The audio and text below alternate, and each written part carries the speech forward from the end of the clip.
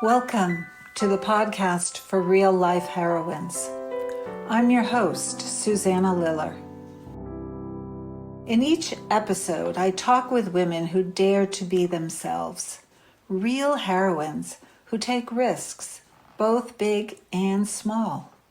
They try new things, challenge themselves, and take leaps into the unknown. Together, we'll hear stories of women stepping into courage, finding and using their voice, and realizing the gifts they were born to give. Let's begin. Hi, everyone. Thank you for being here on the podcast for real life heroines and heroes. And we have a hero today, and a true hero.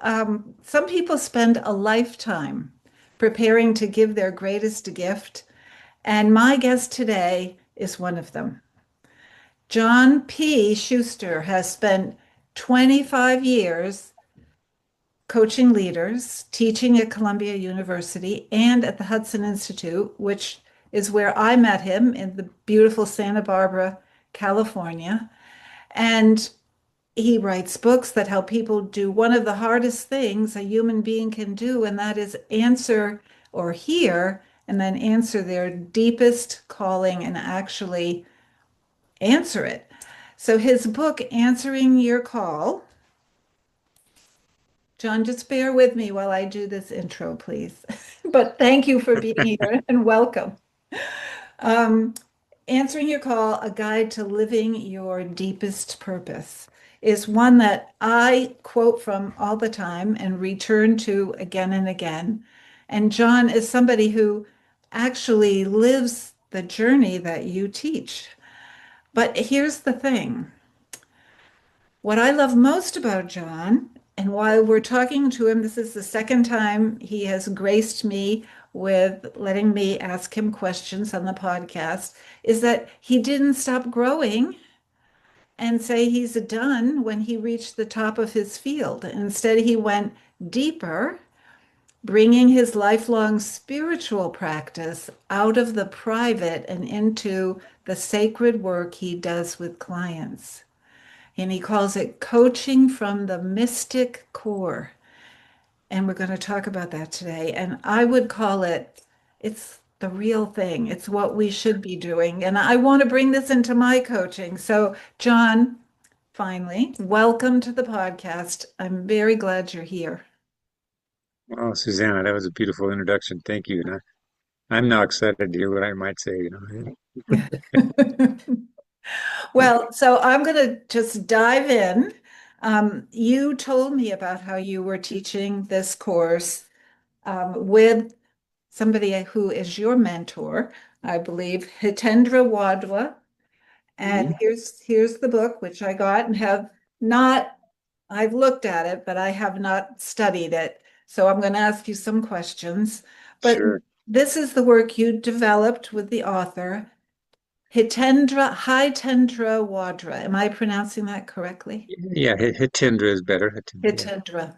And he's the founder of the Mentora Institute, which is built around the idea, and this is, for coaches, this is interesting, about that lasting outer impact, which is what so many, that's what coaching's about, our outer impact. But it requires, he says, ever deepening inner mastery. So help us understand about Hitendra and how you connected with him first and how your collaboration came about. And then I'm going to ask you to help us understand his work. Great.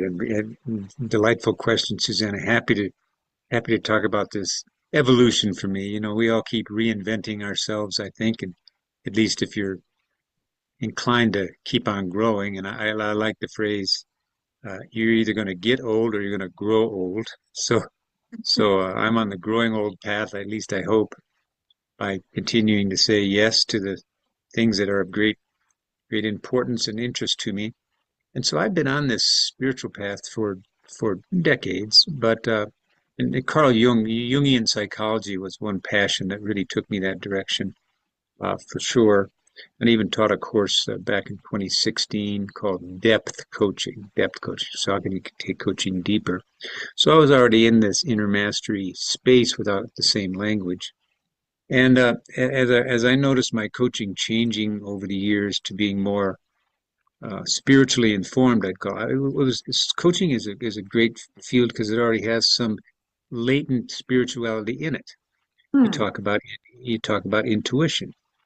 You talk about purpose. You talk about uh, deep intentionality and respect for each other. The client, so it's kind of a sacred space already, but it didn't have the language for it because it kind of stops at psychology. Now, not entirely. They talk about body, mind, heart, or they mention heart sometimes, but I knew I was going outside. I was coloring outside the lines a lot in my own practice because I wanted to go deeper into the spiritual dimensions that seem to present themselves that the more standard coaching frameworks didn't know how to address. So that was my evolution along the path, starting many decades ago. But I was not. I it had to become more explicit. First, it was implicit for me, and then I had to make it more explicit for me. And then I read that book, Yeah. and I said, "There's a man. There's Tenders. He's on the. He's way ahead of me in terms of making it explicit." And here he is, a Columbia business professor. And so I looked him up right away, and we started talking 2.5 years ago. But I've gone on long enough, so you might have another question in there.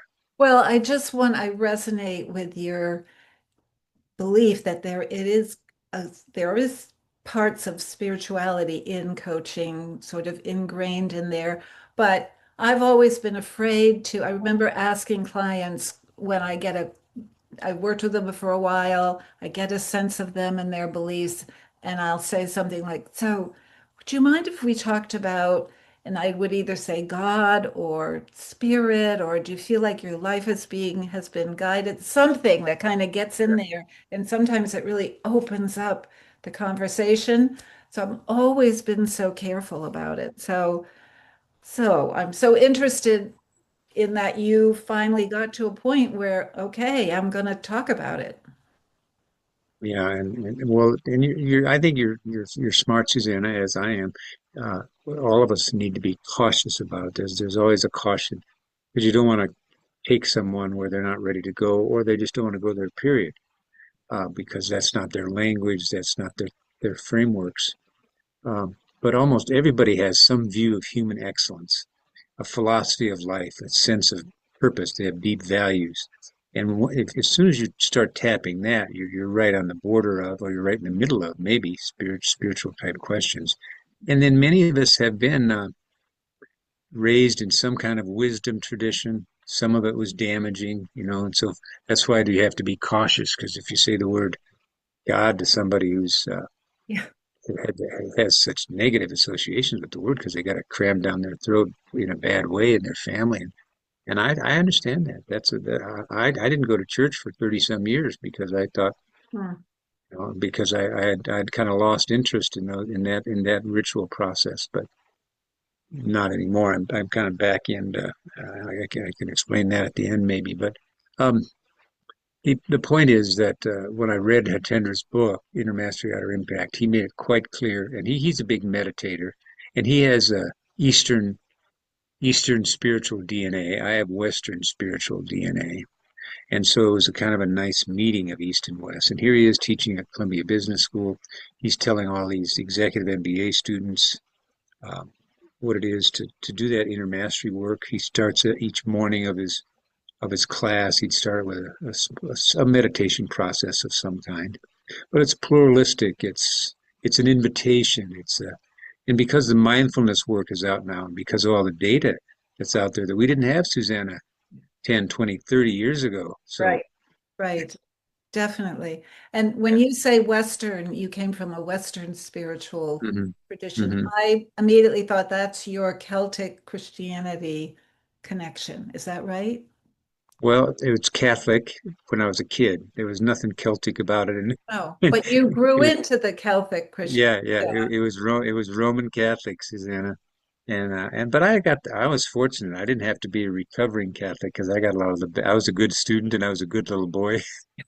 So so instead of getting my knuckles rapped by the mean nuns who had who had that reputation and who probably did do some real damage and set back people's confidence and things. More than nuns and priests were wonderful to me, and I learned a lot and great education.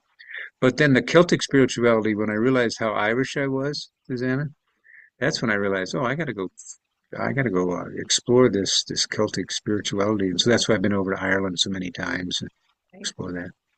And I appreciate your introducing me to Noreen, and I'm going to get to meet her in person and just in June of this year. So, yeah, so and I can understand how Ireland, the land, the people, how they believe can really go deeper than some of the things we learn in traditional spirituality and religion.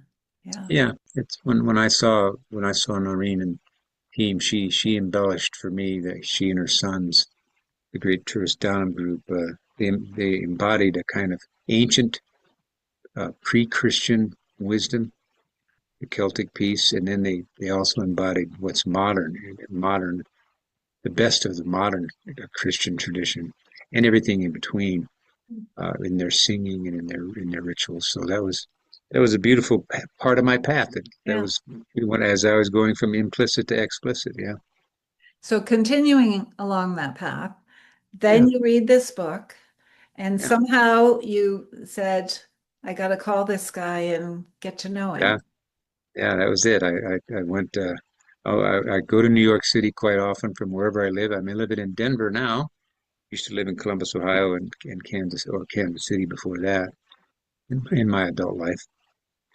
But I go to New York to work at Columbia's coaching school, and he was in the Columbia Business School, so he said, "Yeah, let's meet for coffee." And since that early connection 2.5 years ago, we've been developing ideas on coaching ever since. And I worked with him in prisons, which was a stunning piece of his work was going into the incarcerated communities and helping that population find meaning and purpose. And so I got to do that last year with him, and this year we're doing the coaching program. The inaugural event is coming up in June. So yeah, So then what was it about his way of teaching, the framework that he has, which it's about five core energies, right? hmm And I wrote them down so I could remember them. Purpose, wisdom, love, growth, and self-realization. And what was it about those five that I know it does connect with your work, but how did you connect them? yeah. Well, the book you held up first, answering your call, is so much about purpose. The first, I would say, he and I connected around the purpose thing because he writes beautifully about purpose. And in that book, which he attempted a lot, it was a bold book with a bold offer in it. And the bold offer is if you go inside and tap your spiritual core, you call it your core, you could call it your soul, you could call it your place of highest potential.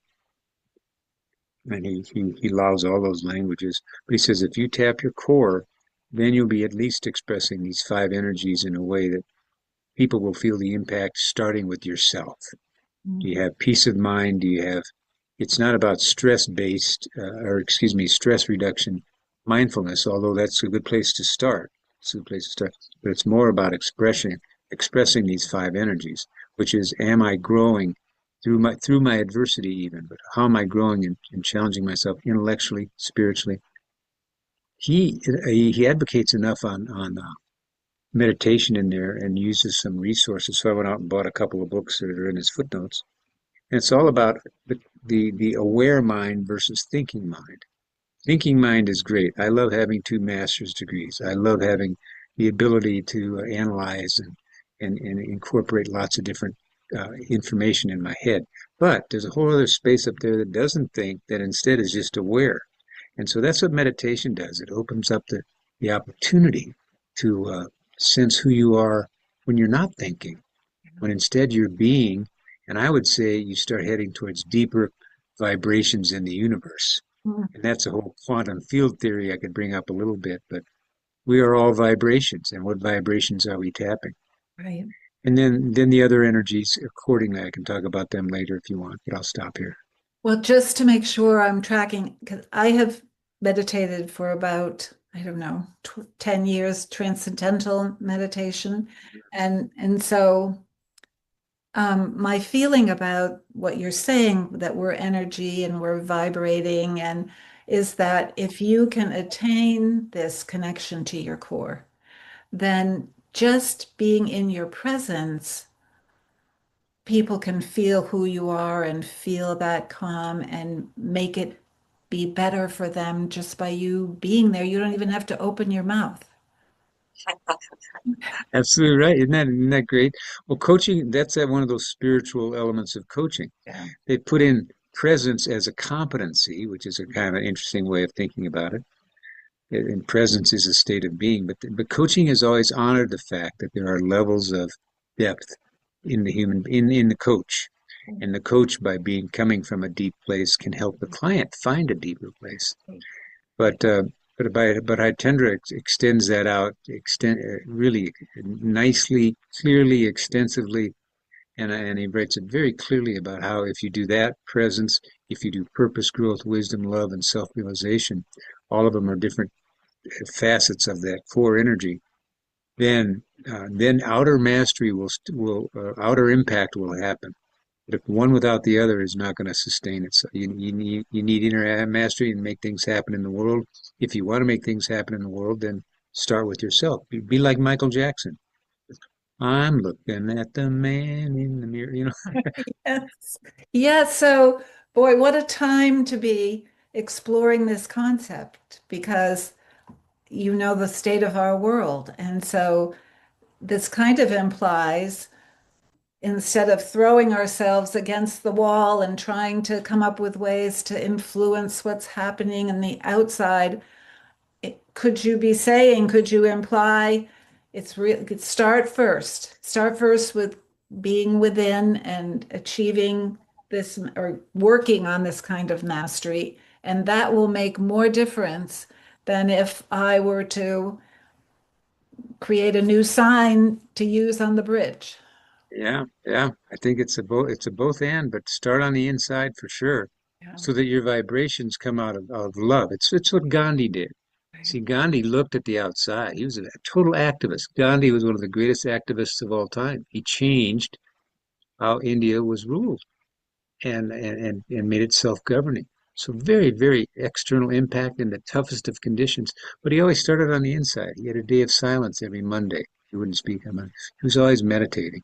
And so that's the balance that we have lost in this externally oriented culture where we live on the surface of ourselves. And if we're not careful, we become the problem. We have the same problem of whatever we're protesting against. If we're not careful, we become a different version of that. Right. I feel like it would be easy to get caught up in this vortex of action and energy against something, which we are, but yeah, how to work with that energy and not Yeah, be how to work. caught up in it, you know?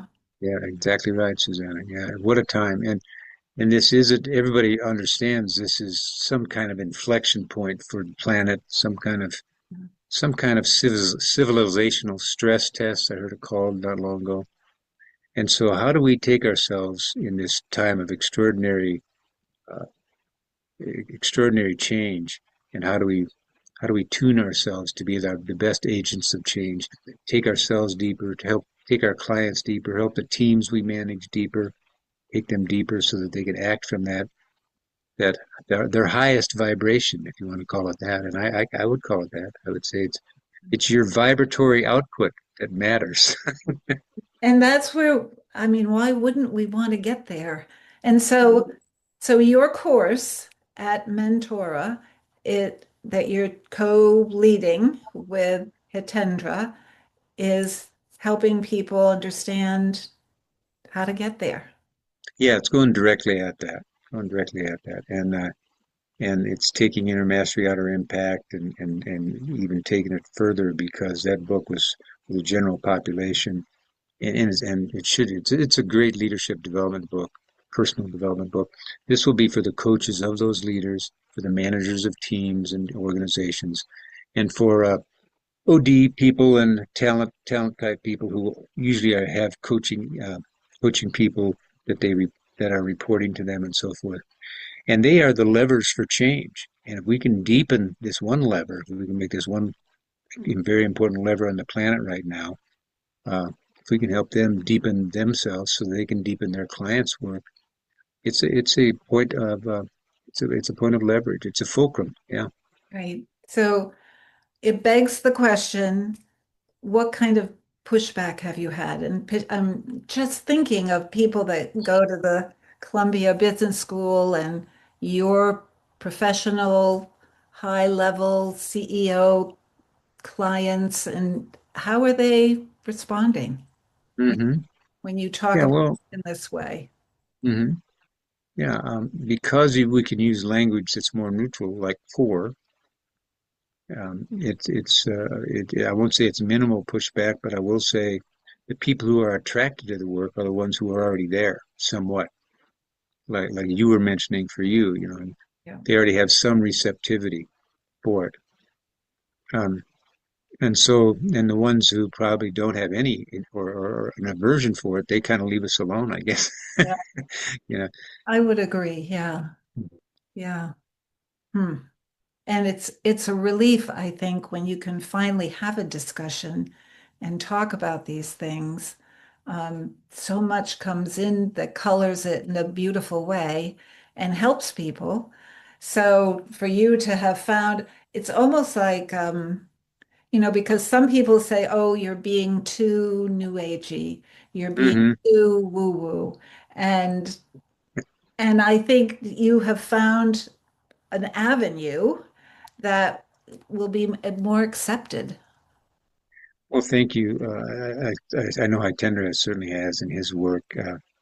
And the good news about all this is, well, the reason I bring up vibrations is if you study a little bit about quantum field theory, which a lot of people have, and Einstein started quantum mechanics, but mechanics then came quantum field theory, which even became farther out in terms of, whoa, look at how it's a participatory universe. It's a how we look at things tends to tell us what we're going to see. And if we approach things with love, and if we approach things with care and trust, then it yields a certain kind of uh, response, whatever it is we're looking at. But the teachers do this in the classroom if they approach their kids with love and care, and the kids tend to send that back, even if they've been damaged some in their families.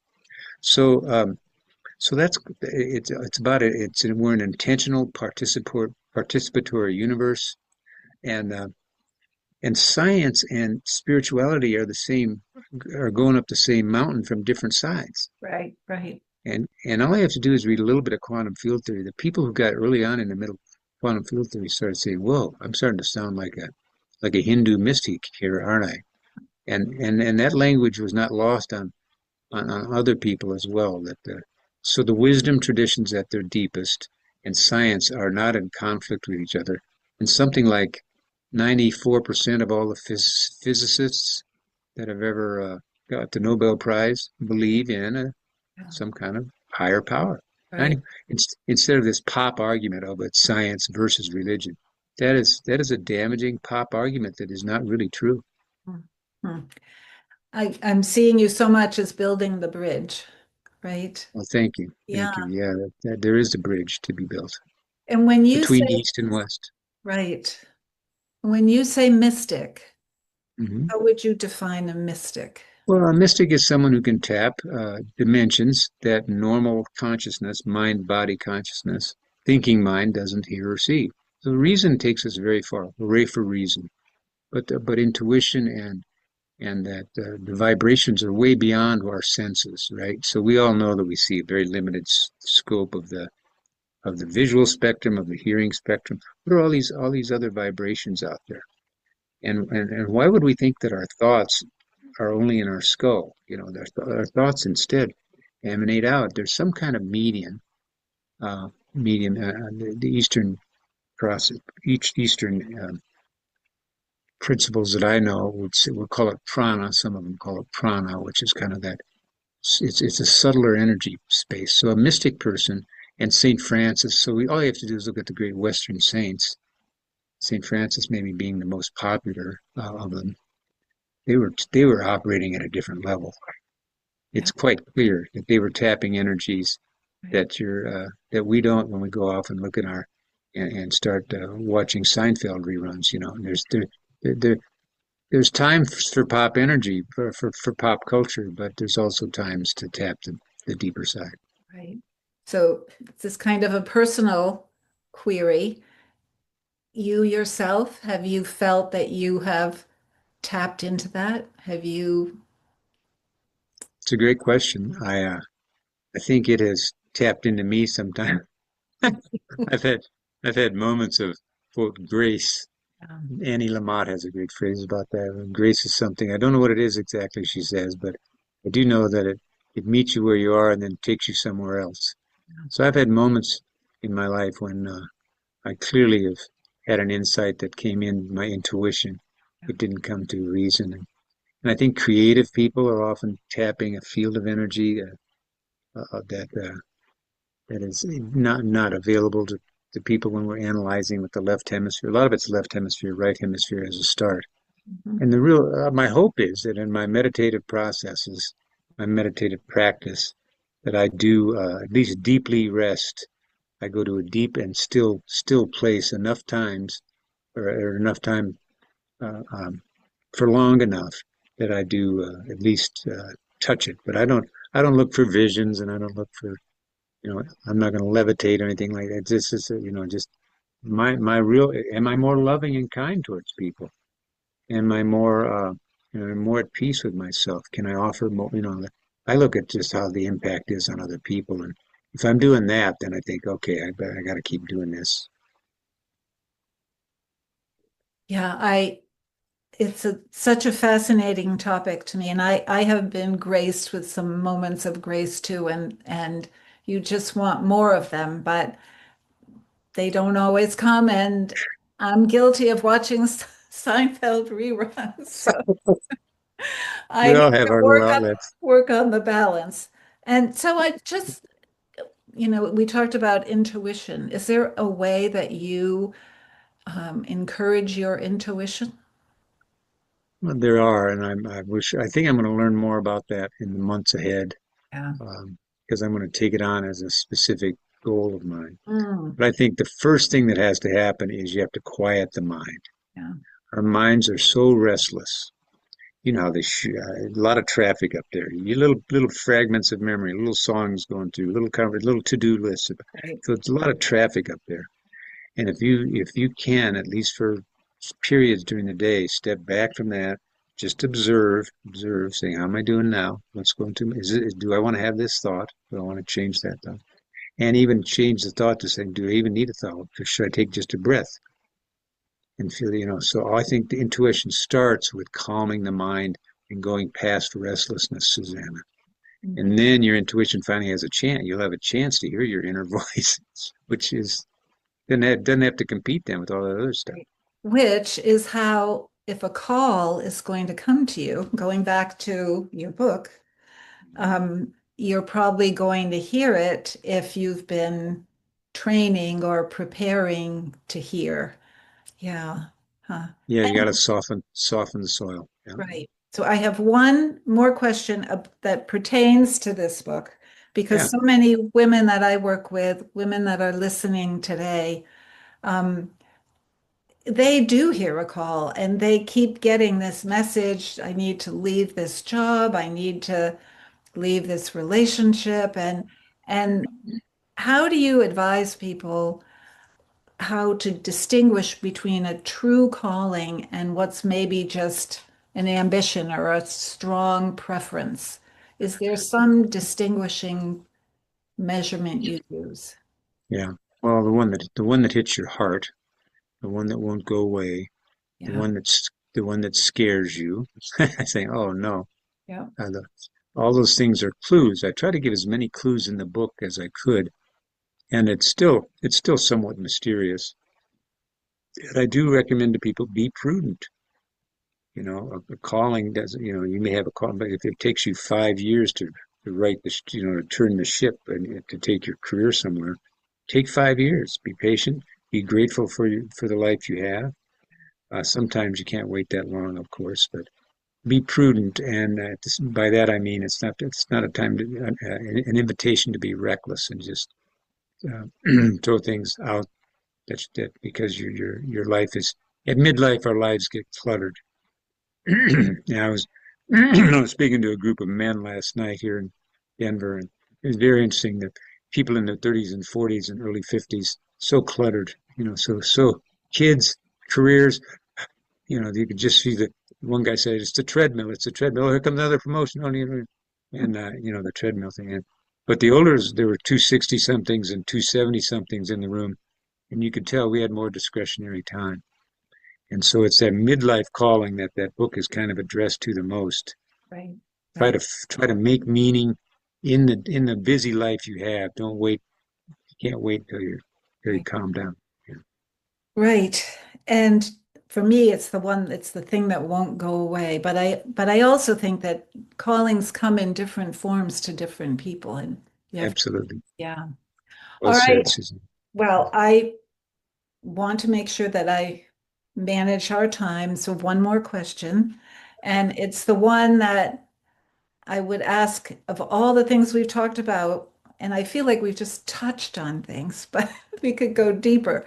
But what would you want people to hold on to from this conversation that they could not forget? Good. That's a great question, Susanna. Well, a couple things.